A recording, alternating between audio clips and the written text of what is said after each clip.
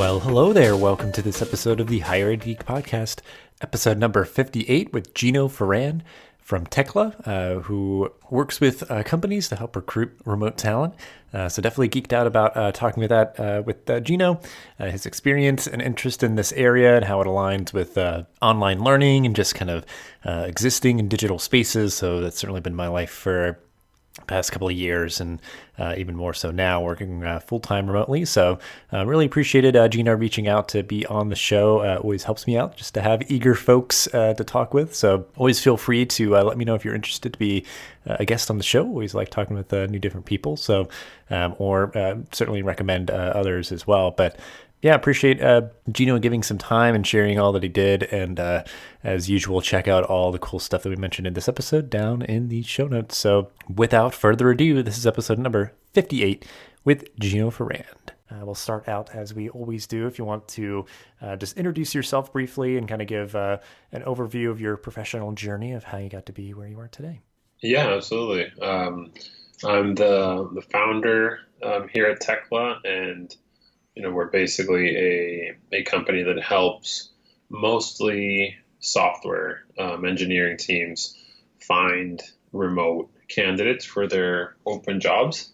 So we're a recruiting company, and in terms of my professional journey, I've been leading Tekla for the past 6 years. So it's something that I started my last year at school. Mm-hmm. And it's something that I'm still running today. So it's been really my entire professional journey so far, and I'm still enjoying it. Yeah, well, I guess then it does kind of overlap with kind of your college experience, and maybe if there was something there that led you to feel so inclined and kind of inspired to commit to doing this work and everything. But so yeah, I guess talk about that a little bit and like what you feel like your college experience gave you personally and or professionally that still kind of is resonating with you today in terms of your work.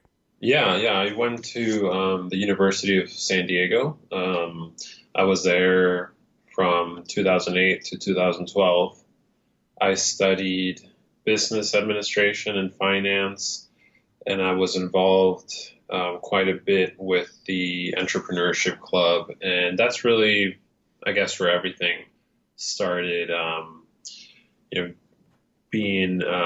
being put together for me in terms of entrepreneurship. It's, I launched this company my last year at school, and I've definitely been really inspired by a lot of professors that I had at school to go into this entrepreneurship journey. So it's been definitely influenced a lot by school, and just being able to hear a lot of the interviews that professors would do on entrepreneurs and business people, and that really kind of inspired me to also go down that route.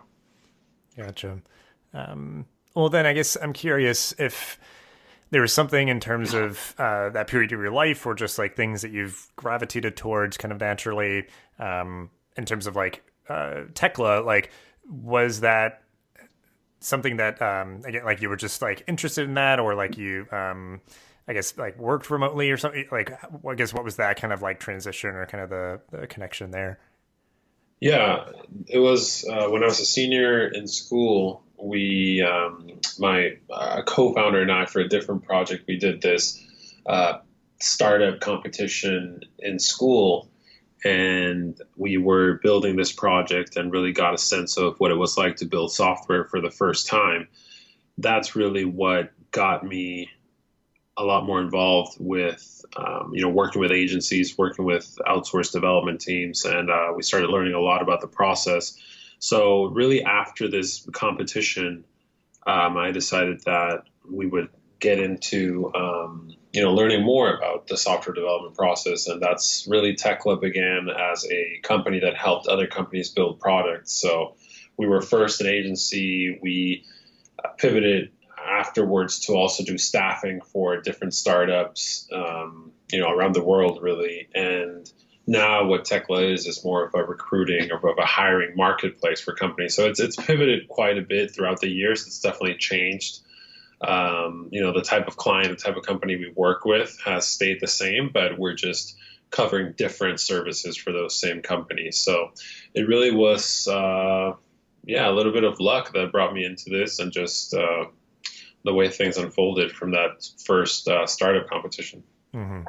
Yeah, because I guess it's like you maybe theoretically could have like thought of anything to pitch, and that maybe would have been the thing that you continue to do or not do, or and it's I guess great that it just so happens to be something that feels like it resonates with you, like it's just working. And because I guess my point of view would be that maybe there's a lot of organizations that would kind of support this or like be in favor of it, but might not know how to like find those people or do anything in terms of like actually implementing it. Like that might feel like a major hurdle. So I guess I don't know if that's what your experience is, or just I guess any of those things in terms of maybe like those breakthroughs or like the moments where like it really was like kind of resonating with you that this was kind of worthwhile endeavor for you. Like what are you like enjoying most about this thing that really you've been doing for the past several years? Like what's keeping you inspired, I guess, like any moments or just sort of broad strokes of what is keeping you motivated? Yeah, absolutely. I mean, the thing that we like the most in terms of our whole team is working with companies and candidates and being able to see, both sides of the coin in a way, and really helping companies meet the right people and also helping the right candidates work at the right companies. When you do the whole process, you really come to understand how much of a role you play in individuals' lives and also in the company's trajectory, since talent is just so important. And in terms of software development, there's such competition right now for engineering talent that it really feels like we're making an impact on both sides. People want to work at companies where they feel they're making a difference, where they're really behind the business model, the impact that the company's making. And then on the other side, we're helping companies find that, talent that's actually going to fit in well. So I think that being able to chat with people and get to know people is really the great thing about this business. And in terms of, how we got into the remote and how that's affecting recruiting nowadays, we definitely are part of a growing trend. As working from home and working remotely in general from wherever it might be is something that's growing quite quickly. But like you said, there's still a lot of pushback, and that's really comes from different policies at larger companies that are slow to change, and it also comes from a lack of education and knowledge on what it takes to be able to work with remote team members. A lot of companies just might think that it's too complicated for them or something that definitely doesn't fit with their model. And I think that lack of education on the whole process is really what keeps some companies from at least exploring the option. Right. Well, and I think it just made me think of like two parallels of just like, I've worked in higher ed my entire career, and now working in kind of the digital space of higher ed. Like for one, something that you said that makes a lot of sense of just like, I guess I hadn't really connected the dots, but like it again kind of resonates of like a student making a decision about like where to go to college and like major and all that. Like that's a really big decision and going to be really important for the institution to find the right student and for the student to find the right institution. But then like you were saying too, with like a potential employee in a company, like that's also a really big investment. Like we spend a lot of time at work, and like hopefully, a person spends a long time with a company because, if it's like a really good fit and like it's helping that company achieve their goals, helping the person find gainful employment that feels fulfilling and all that. Like, it's major stuff. And then working in the digital space in higher ed, also, it's a lot of kind of change management with people understanding how to support an online learner and just being an advocate for that. And certainly a lot of people being intimidated or just not thinking that the same level of support, quality is achievable in the digital space. And, that we're increasingly measuring to that standard a lot more. And it's nice being able to kind of help shepherd people through that, like those kind of conversations and everything. But like you're saying, I think it's growing really quickly. And just, I think people are becoming increasingly aware, I think at least of the objective fact that like, if you really want to get the best person, you at least have to be open to the possibility of having somebody be remote. And then, I mean, yeah, like how do you recruit that person and interview that person and train the person and then just ongoing, help them to feel still as part of the community of the company and those sort of things. But there's certainly a lot of good literature out there, a lot of companies who have done this for a while. And, there's a lot that, like I've kind of geeked out about and written on my blog and stuff, that I've shared that I've experienced so far. So, yeah, I don't know. I mean, it kind of segues, I guess, if you do like, I don't know if there's like books or podcasts or other stuff that you consume or just like generally, like we can kind of start broadly and then we'll make sure that if there's anything specific that you'd want to recommend to kind of make space for that as well. But like, kind of like, what are you like geeking out about right now? Like if it's more personal or professional, and if it's like stuff that you've always been into or stuff that you're like more recently discovering or, that's something new entirely. But yeah, I mean, like what's grabbing your attention? I don't know, like if you, I guess just have like any hobbies that way or something. Yeah. Yeah, absolutely. Going quickly back to what you were saying about the similarities between what I was just explaining about companies needing to learn a little more about what remote really means and how it works, and you explore it to see if it's something that works for that company. And there's a whole process. I mean, it really is different. So there needs to be a lot of assessment, on both sides of the equation. I mean, if the worker can work remotely, but also if the company can support it as a model for the entire company. Mm-hmm. And I mean, there's a lot of similarities with education, like you were saying, because I'm sure that it can be some of the common elements that you hear from schools and students about being able to do courses online, for example, is the engagement of it, the attention of it. Is it the same quality as something, in person? And so it's quite similar, really. Yeah. And obviously, there's just a lot of great tools nowadays that really help that engagement level. And we find, at our company that we don't miss a beat. I mean, if you really do remote right and you do online learning right and you implement it right, that the value of it is just as much as something, in person or in office in the work environment. Mm-hmm. So I can definitely see a lot of similar conversations happening, be it in terms of recruiting or in terms of education, like online education or online work. Right. Yeah, I mean, in terms of books and the stuff that I'm into right now, obviously I've done a lot of reading on remote as a trend. There's a really great book titled Remote Office Not Required, which is created by what was written by the creators of Basecamp. So it's a really great book to learn about the remote workplace and how to implement it and how it's able to thrive. In terms of hobbies, I think that everything that I've done from college is still something I do now quite heavily, which is sports, and that really influences my life a lot. I think that now, for example, I'm also very interested in gaming, video gaming, and video game psychology, for example. And that's actually the book I just finished. I'm not very good at remembering all the titles of the books that I've read, but for example, the very last one is a book on gaming psychology and the psychology in video games, and it's written by a psychologist, but someone who specializes in the video game industry. So it's pretty incredible to read about, how, especially with how mainstream video games are getting, for example, with Fortnite, and everyone's supposedly playing Fortnite, and it's quite interesting, really interesting, and I'm sure it's a big something big in education as well. Yeah, there's definitely like gamification in terms of just learning environments and sort of encouraging like more people to contribute or just conveying things in a different way that might be more, fun, or just, like it includes more people.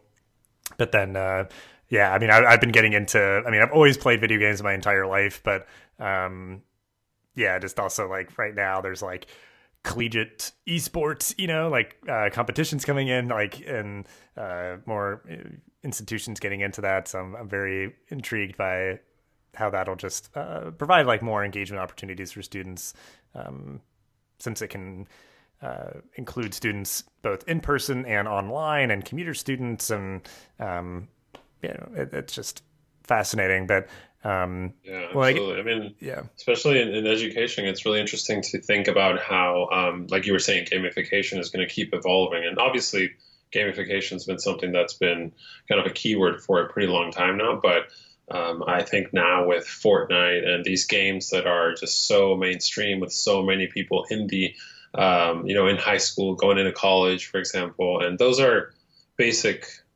psychology mechanics that work for everyone, any age. So it's pretty interesting to see how schools and education and courses will take some of that gamification that happens in games, progression and all of those things that can help people stay engaged in school.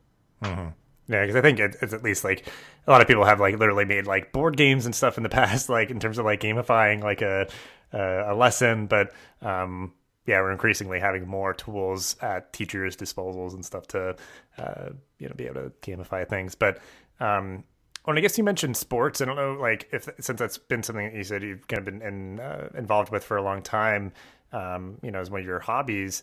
I don't know if that's something that you do just sort of like as like a social outlet or just in terms of like maybe the discipline or something like that hobby that you've had for a while. Like, what do you feel like that's given you? Or maybe if the video gaming is something that maybe is like resonating a little bit more just in terms of like an outlet to have fun and like if maybe you're creating community around that. But, in terms of like your hobbies, how do you see those like positively contributing to your life?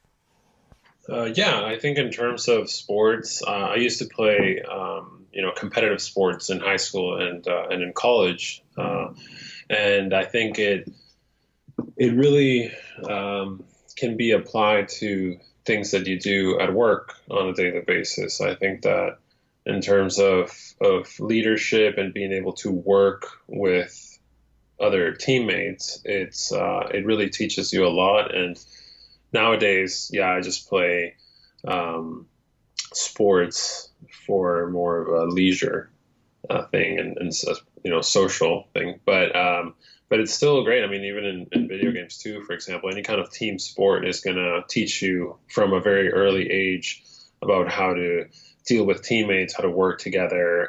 It's going to teach you, and it's gonna really show you what it takes to be a good leader. It's gonna put you in front of pretty good role models, be it your coach or older players. I mean, the sports I think just have a huge impact on work. I think many people might not see it, but the way that you involve yourself in team activities early on that can teach you a lot about what it's like to work with people in the office later.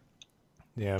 Well, interesting too. There was some of the similar things that you said between sports and gaming of just like teamwork and leadership, and then I mean also just as outlets to have fun. I think for me sometimes like doing writing or podcasting is like they're just like creative hobbies, and I enjoy doing them, and I think it's important for people to have sometimes those creative outlets as well. But like even just things that you purely do that aren't related really to anything else, like work related or something. Like it's just stuff to have fun. Like that's like value enough for, enough if it's like building community around it because you do them socially. Like I end up more often than not, like doing more like solo single player gaming just because like that's kind of more what I need is just like, okay, I'm like, I guess not really unplugging, but like unplugging from the world and plugging into this like virtual world and just being like, I just want to like go through a fun story and just like, it's kind of a similar like, I'll see movies with people, but it's like, I don't know, it's just like a singular experience that you're kind of going through and like sorting through your own. Cause I think I guess the connection for me was like consuming a story and like,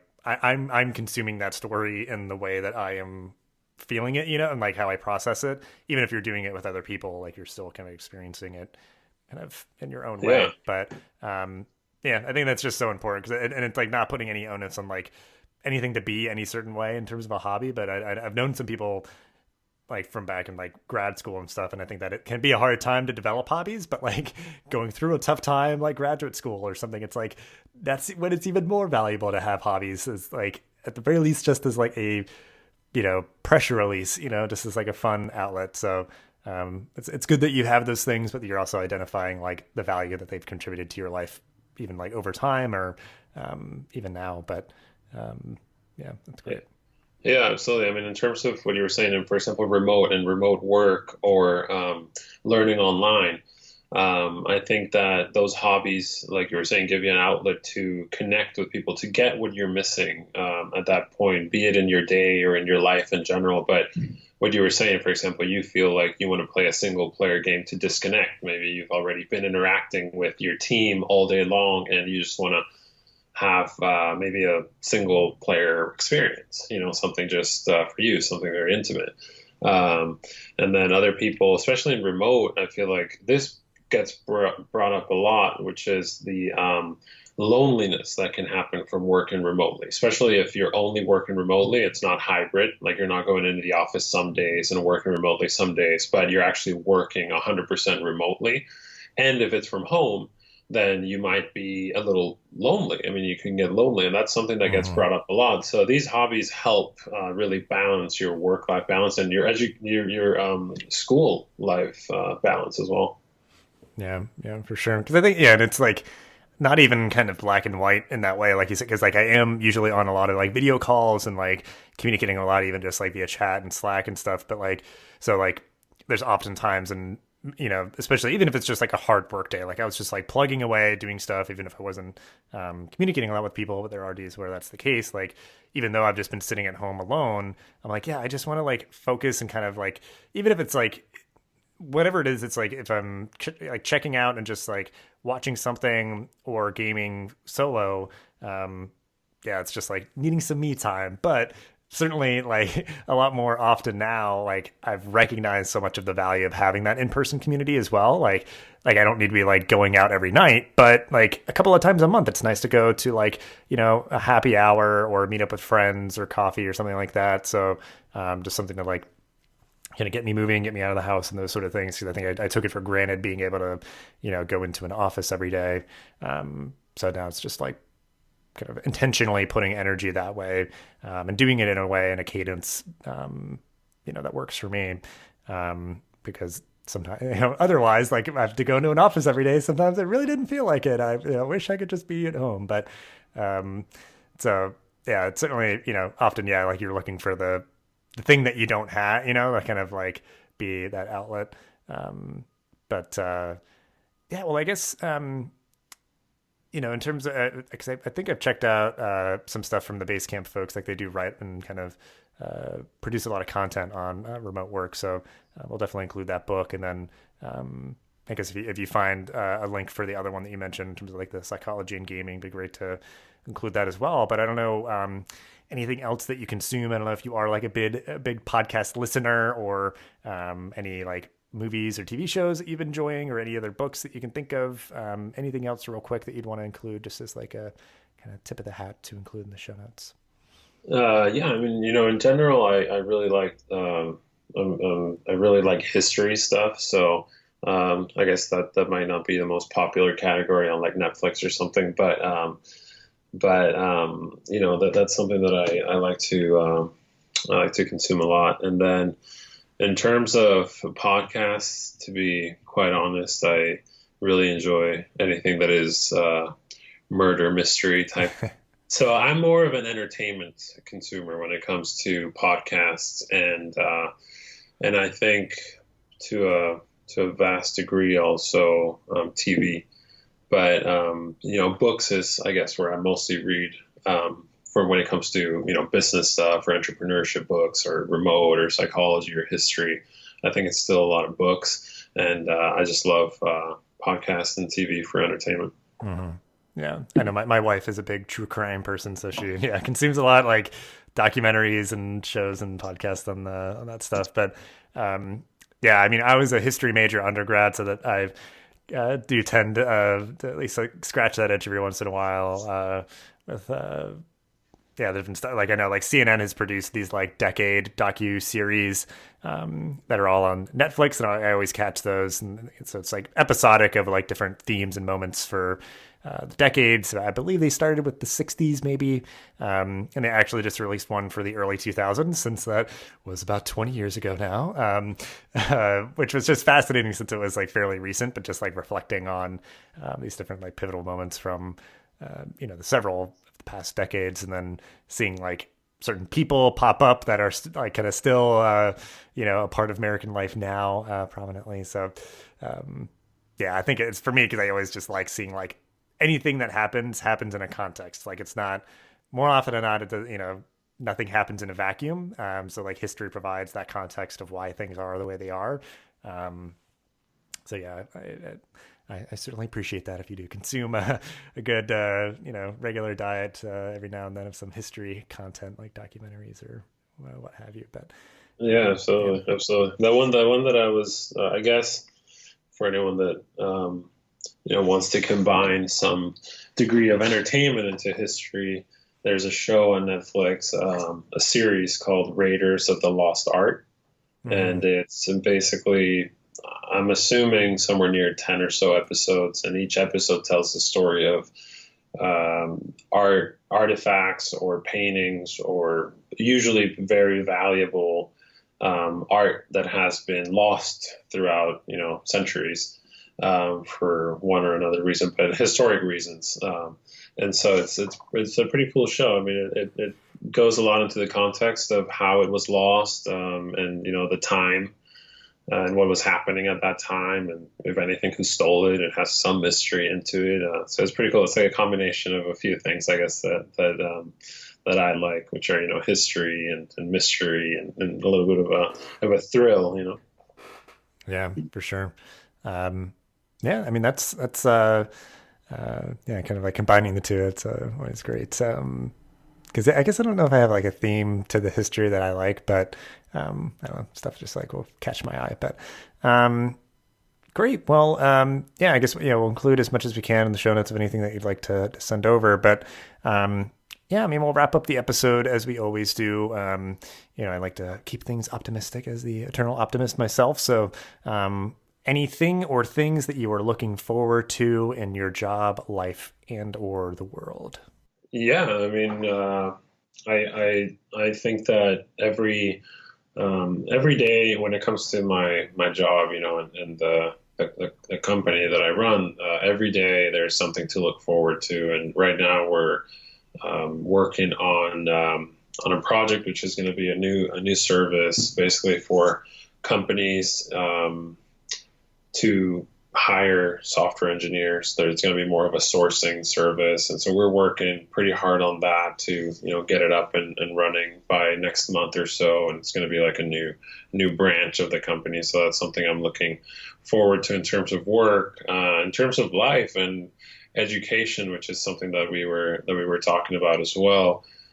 This September, I'll be starting a 10-month master's program. So it's basically a year program. And so I'm looking forward to that in terms of my life. And because I've worked remotely for the past 6 years or so, I'm going abroad for this program, and it's a chance to travel and to see the world. And I did an exchange program, a semester abroad when I was doing my undergrad, and that was really amazing in terms of being able to see experience all of these different cultures and countries. And so that's something I'm looking forward to personally in terms of education. And yeah, that's coming up soon.